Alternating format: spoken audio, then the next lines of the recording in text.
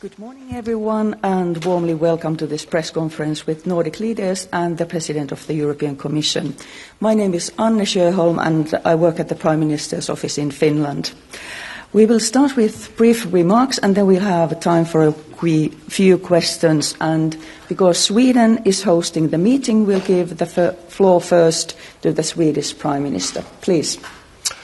Thank you so much, and most welcome to all of you, and welcome to Sweden for this Nordic Council Council or Ministers meeting. And allow me first of all to greet Ursula von der Leyen. Extra welcome to the Nordics. International cooperation is really very rewarding, but it is sometimes also slightly frustrating. And I guess nobody in Europe knows that better than you do. So we want to tell you that we do appreciate your temperament and your honest sense of urgency in the world we live right now. Europe needs it and you right now. So most welcome to Stockholm. Today's meeting has covered how to enhance our common security and competitiveness in times where European and Nordic cooperation is more important and closer than ever before. The Nordic region is one of the most competitive regions in the world. In fact, as a club, we are the world's 12th largest economy, and in that sense, big enough to be part of the G20. We are world leaders in industrial innovation, in green technology, mobility, digitalization, and, not least, forestry. We have a strong legacy as leading democracies, and we rank very high for quality of life, innovation, and happiness. We take full responsibility for our own security, and we do support Ukraine for them and for ourselves. And during the meeting today, we have reaffirmed our ambition to become the world's most integrated region by 2030. Thank you so much. And now over to you, or over to Ursula. Over to our distinguished guest. Yeah, thank you very much. Thank you very much, all of you, for inviting me here to the meeting of the Nordic Council. I think of the Nordic countries as the Polaris of the North, we would say the North Star of Europe, because very often you show the way. First on readiness and preparedness. I think we can all agree no one does it like you. In the North, readiness runs through society. From the shelters in Helsinki to the Cadet Academy in Copenhagen. I've seen it for myself. Just last week in the European Council, we decided to move forward on Europe's roadmap for defence readiness by 2030. And after that, we discussed how to maintain our strong support to Ukraine. Your support will be essential, as it has been essential in reaching our goals. And of course, our experience and is fed by your experience and your knowledge on that. It goes from monitoring the Arctic in the north to deterring a rogue neighbor in the east. And all this will serve as a guide for all of Europe. My second point is on competitiveness. Our dinner with business leaders in Sweden was very informative for me. I heard a lot of inspiring stories yesterday, because here is excellence in the room. But I was just as interested in the challenges as I was in the progress that has been shown forward. We know what hinders competitiveness in the European Union. There's a clear lack of access to capital for scale-ups. There's red tape, take too long, a fragmented single market and high energy costs. We're working very hard on all these topics across all strands to simplify, to clarify, and to accelerate. Here our guiding star is the Draghi report, and together we're preparing our clean tech future. And here again, we're looking at the Nordics. Not long ago, your region depended heavily on fossil fuels. Today, 99% of Sweden's electricity is coming from renewables and nuclear. And that is a lesson to learn for all of Europe. You stayed focused, you stayed the course on the targets of climate neutrality, but you're flexible on the way how to get there. And then you succeed. You have turned the climate debate and the competitiveness debate into one, and that's the right way to go. Because clean tech is where smart money goes. We want the future of clean tech to be made here in Europe, and for this we must retain our industries, our talents, and our jobs. In a world of fierce, often unfair competition, we must support more clean products made in Europe, strengthen key sectors from cars to batteries, and secure access to the critical raw materials with our new Resource EU plan. That's the goal, and we will stay firmly focused on it. Thank you very much. Okay, thank you. Finland and Åland are co-hosting the presidency of the Nordic Council of Ministers this year. So next we will hear from the Prime Minister of Finland and then from the government, head of government of Åland. So Prime Minister Orpo, please. Thank you so much. It is great to be here today. Thank you all for hosting us. This morning we had the second Nordic Prime Minister meeting during the presidency of Finland and Åland Islands. I believe it is the first time we had the President of the European Commission as our main guest. I want to thank you, Ursula, for being here today, and thank you also for your wise words. The war in Ukraine and Russia's reckless behaviour at the Baltic Sea region have made our region a hotspot. This has changed our work in the European Union and our work amongst the Nordics. The small countries of this region know that we need to work together to be stronger. And this is what we have also discussed today. Our second theme today was competitiveness. For me, it is also a key theme. We, the Nordics, can be considered as forerunners in competitiveness. We created free movement for our citizens decades before the Schengen Agreement. We are leaders in innovation and in areas like clean energy and technology, but we need to do more. Also here, working together is the key. I think this morning's meeting have had an air of determination and also hope. Anyone who follows the news can see that the Nordic countries must stand together, as well as Europe must stand together. It is expected that politicians, businesses and civil society will work together to build a stronger Nordic region and a stronger Europe. With our own clean energy, our own supply chain and our own defence, but also with sustainability, equality, competitiveness and education for all. Thank you. And then we will proceed in the order of time in office, and I'll give the floor to the Prime Minister of Denmark, please. Thank you, and first of all, thank you, Ulf, for hosting us today. Right now we face the greatest threat since World War II. Russia is trying to weaken our societies and to divide us. But they shall know that they will never succeed. So first of all, we have to continue our strong support to Ukraine. They are the first line of defence for the entire Europe Union and our continent. Secondly, we have to rearm ourselves. I'm very pleased that we now have an ambitious roadmap. We have to be able to defend ourselves by 2030 at the latest, and I think all of us in the Nordic region want to work even closer together on defence readiness.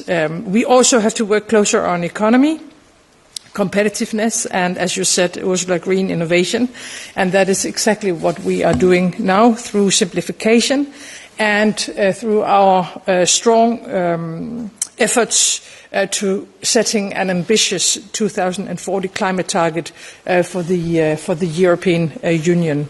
At the same time, I think as Nordics, we have to hold on to what is most important, to the most important values that we have in the Nordics, our trust in each other, in our societies, our welfare systems, that we take care of those who need a strong welfare society, the freedom to walk in our streets, to be who you are and to say what you want. For us, democracy is a question of human dignity. It was a former Swedish Prime Minister who said that 50 years ago, and I couldn't agree more. So let's keep this in mind as we continue to strengthen the ties between us. Thank you so much. And next, Prime Minister of Norway, please. Thank you so much, and thank you, Ursula, for being here. I think I went directly to a Nordic meeting after I was elected Prime Minister in 2021. And now, having been re-elected and thinking back of those 4 years, how much the Nordics and the Europeans are integrated and how many of the challenges we have to face together, it really strikes me at this juncture. So on competitiveness for Norway, obviously, it is the EEA agreement, which makes us an integral part of the internal market. And by that, we are participating in a lot of the very critical issues we are now doing on defense integration, military integration from our industries, programs to develop the necessities to take care of our security. That is absolutely key, new common initiatives. And on security, I mean, a few months after I came to office, we had the full-scale invasion, and Ukraine has served as an awakening call to what is the security landscape in Europe. It is a strength for all of us that we can approach this as a common Nordic family and a common European family.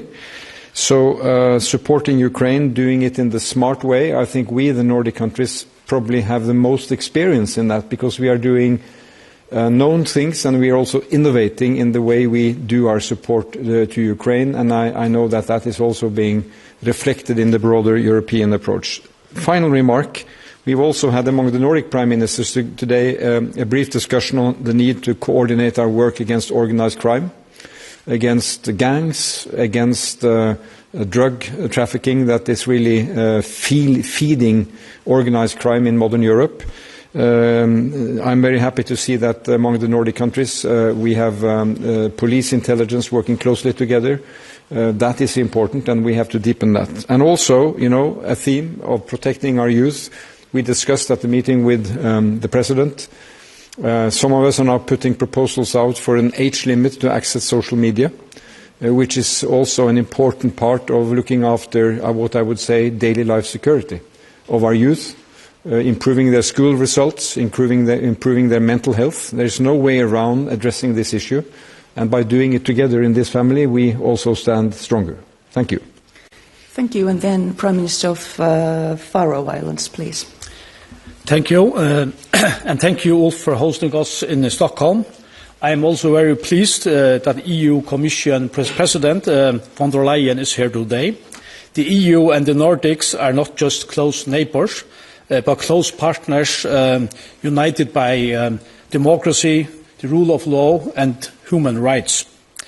In these uncertain times, it is more important than ever to meet with like-minded partners.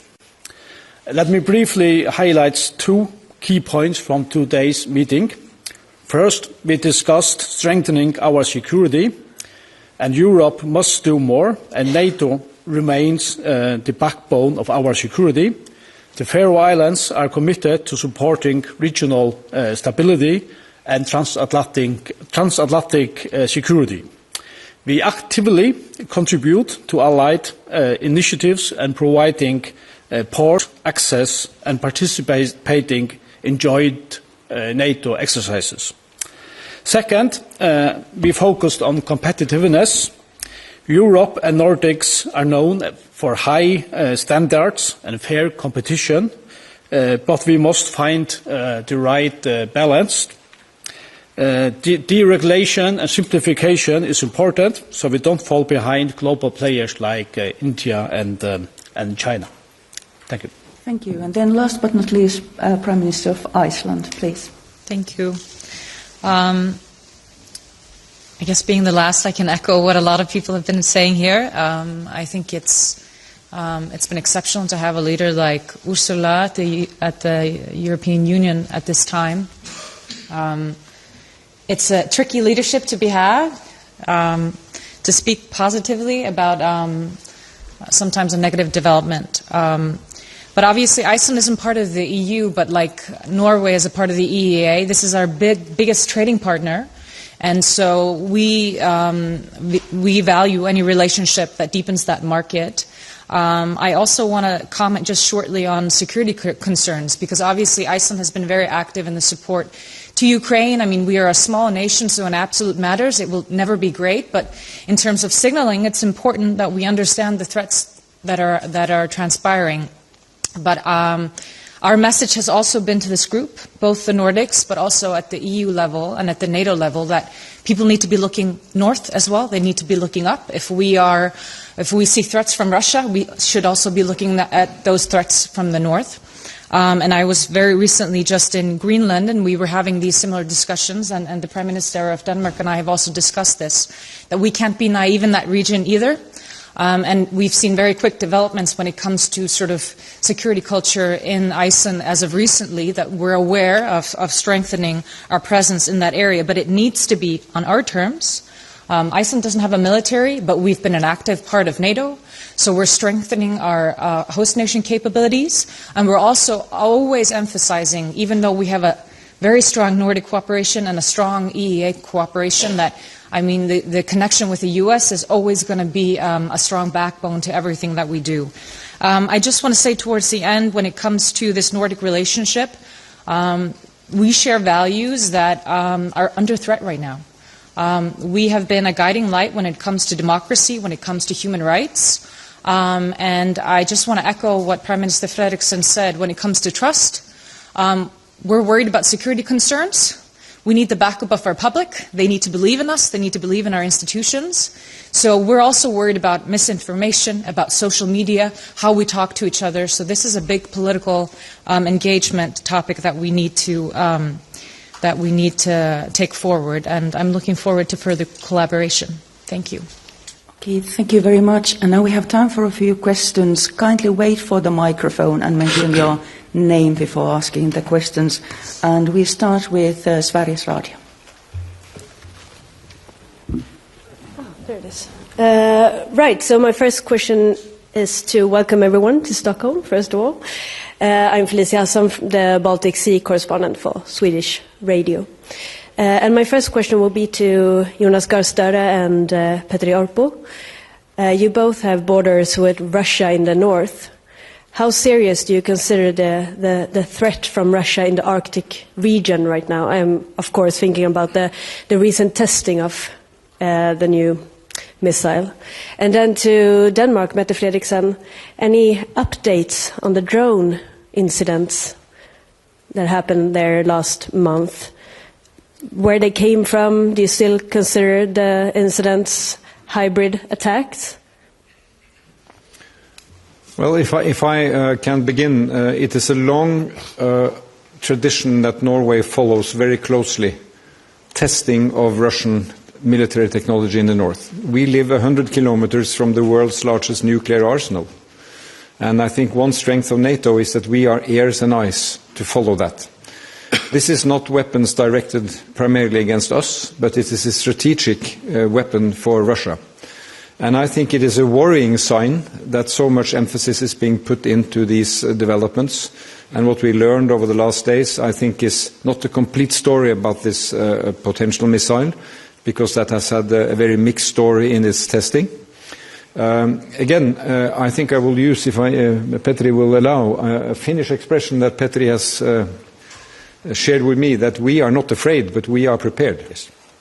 We know what it is to be a neighbor with the Soviet Union and with Russia, and we are strengthened by having our own defense, which is now scaling up its capacity, but even more so by having Sweden and Finland as partners in NATO, so that we have interoperability in the way we plan also for defense in the north. So there are three dimensions to this from Norway's side. It is our own defense, It's our regional partners in the north, and then of course the NATO partnership with the US and other allies. So if we do our work correctly, we are a threat to no other country, but no other country should have the idea of threatening us. And that makes us pretty confident that we will be able to take care of our own security in that way. Yes, just like Jonas said, we are not afraid, we are prepared. We have always been prepared in Finland. We have our long history with Russia, and that's why when Russia attacked against Ukraine, we decided to join NATO together with Sweden. Today we work inside NATO to strengthen our defense and our security. We work in the European Union, and we Nordics, we work together. I have to say that I'm very happy that when we have brought our roadmap how to strengthen European defense, that Russia is threat number one. And it's crucial because it will be. When the war ends in Ukraine, it's clear that Russia will move their forces, military forces, to their western borders, behind our borders. And that's why we have to do even more to strengthen our defense and security inside NATO with our allies, but also together with the European Union.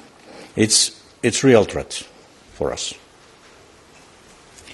So we have seen now many examples of hybrid attacks into Europe with the migrants in Finland and Lithuania, with sabotage, with cyber attacks, with drones, including in Denmark, with disinformation and Russia trying to destabilize democratic elections, for example. I think it is, if I can put it that way, it's a mistake to try to find a way to conclude on all the different kind of specific operations or attacks, because it's a part of the nature of a hybrid war that the enemy will not tell you who the enemy is, and they will try to attack us in a way so it's almost impossible to put a conclusion on paper. So therefore, I think we have to focus on the pattern in Europe to see all the different kind of events. And then, of course, our authorities, and it goes for all European countries, are looking into the specific events or accidents that are happening. But I think all of us have to remember that this is a part of the hybrid war, that it's extremely difficult to make a conclusion. Thank you. And the second question goes to the Finnish news agency. Thank you. Anni Keski-Heikkilä. My question is mainly for von der Leyen. Last week, the plan to use frozen assets didn't move forward as quickly as planned. There's now been talks that, as another option, the Commission will propose a joint debt solution for helping Ukraine. So will this be an option? And Prime Ministers Orpo, Kristersson and Fredriksen, how does this sound to you? So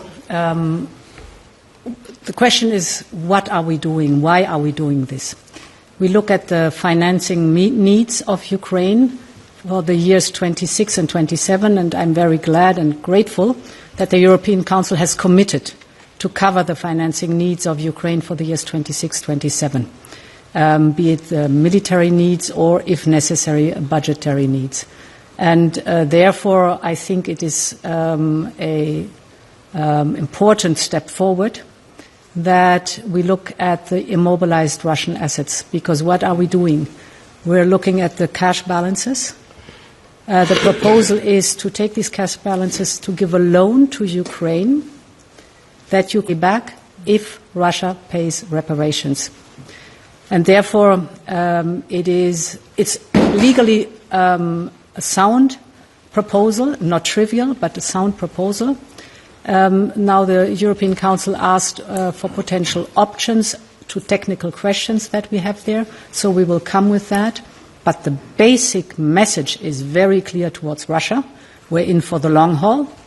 we are ready to cover the financing needs of Ukraine, so that we are standing by Ukraine for as long as it takes. Well, I very much agree, and obviously we didn't reach a conclusion last European Council, but we did take a major step, a necessary step, to be able to make that decision. And in this group, you can really count on that. We are very decisive on our will to make that decision on the European Council in December. Let me support what has already been said. I strongly support the idea of a reparation loan. I think, to be honest, it's the only way forward. And I really like the idea that Russia pays for the damages they have done and committed in Ukraine. For me, there is no alternative to the reparation loan. Of course, we need to find a solution to some of the technical questions that has been asked and details. But first of all, this is a political choice. And when we look at Ukraine as a first line of defense, for me, this is not a question about giving money to Ukraine or to give donations to Ukraine. This is a way of defending Europe. And therefore, we need the next step. And we have talked about it this morning. I think what is necessary is to have a conclusion at our meeting in December. So we will be able to move forward from that on. Thank you. I strongly agree with the others, and because we have to continue to support Ukraine. We have to find a solution how we can finance their fight. And that's why, and I see that only reasonable solution is to use Russian frozen assets. And that's why Finland gives whole support, strong support to Commission and Ursula von der Leyen's work to find a solution with Belgium. And I'm optimistic. It is possible, and I hope that, and we need to do solution in December Council meeting. Thank you. And then we move to Norway. NRK, please. Yes, good, still morning. First of all, I would actually like to address something you didn't, because I would like to congratulate the Faroe Islands with 2 Nordic Council prizes this year. The first one, I believe, in film ever, and the first in literature in, I think, 39 years, if I'm not mistaken. So congratulations on that.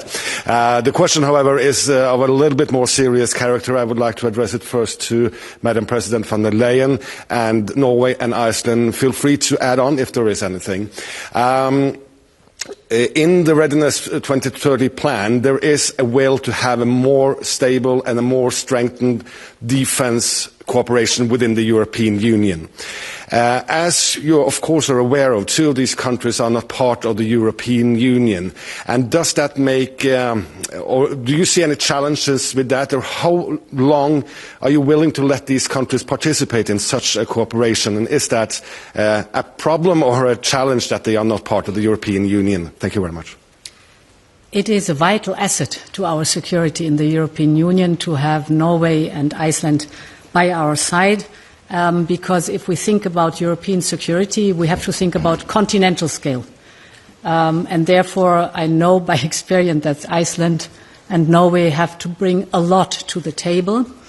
Of course, both Nordic countries, Norway and Iceland, are also members of NATO, and we are working very closely with NATO. Just an example, NATO set the investment goals of 5%. But of course it needed the enabling factors in the European Union, like the National Escape Clause and the Safe Funding Programme, to make this then happen. And both countries have joined SAFE, the Joint Procurement Programme. We have a security and defence partnership signed with Norway. We are in good talks with Iceland. So with all these elements, you hear how important, how vital Norway and Iceland are for our security in the European Union. Well, I'd just like to second what the President has said. I think that President von der Leyen has been very attentive to Norway as a partner. So through the EEA agreement, we have a legal framework that gives the opportunity to also engage in new programs. So on these procurement programs, Norway can contribute, and we can compete for projects which are put out there. And I think this very much follows from our first issue of security, because this is how Europe can deliver on security, that we can much more work in an integrated way on our defence capabilities. And I see that has been very smooth in our relationship with the European Union. And of course, they are, broadly speaking, our NATO allies and partners. So this has been smooth, and it will continue to go that way, I think. I don't really have much to add to both what Ursula and Jonas said. I mean, I think at every level, Europe is reaching out. It's reaching out to like-minded countries. Iceland and Norway have always been a part of the European family, even though we're not fully integrated into the EU. It's been a very, very valuable partnership for us, and I don't see that changing. But we are aware of our strategic position. I mean, our value add when it comes to, for example, NATO has always been where we're situated geographically. And I would be of the understanding that the EU is aware of that as well. But we also have to do our part. We have to invest in our infrastructure. We have to show that we are a good partner as well. And we've only seen positive engagement when it comes to security operations. We've discussed, for example, access to funding when it comes to data cables or security of critical infrastructure. And this is something that the whole of the region shares, especially, the Nordic region. So I have nothing but positives to say about the security element here. Thank you. And then we give the last question to the Lithuanian TV. Thank you so much for the opportunity. I have a question for Madam President von der Leyen. In recent days, we see the increased number of contraband air balloons that from Belarus are flying to Lithuania and heavily disrupting air traffic. I would like to ask you to comment on that and ask, are there any concrete steps European Union could take to support Lithuania in addressing this issue? Thank you. Yes, thank you very much. First of all, I would like to express my full solidarity with Lithuania in the face of these persistent incursions of the airspace. And this is a provocation.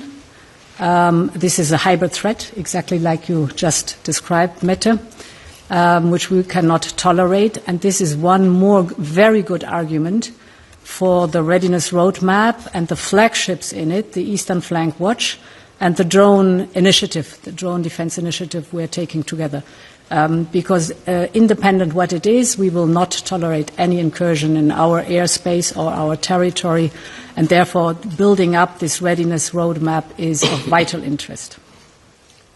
Thank you very much. I think it's time to close this press conference. I kindly ask journalists to please seated just for a few more minutes. Thank you everyone and have a very nice day. Thank you.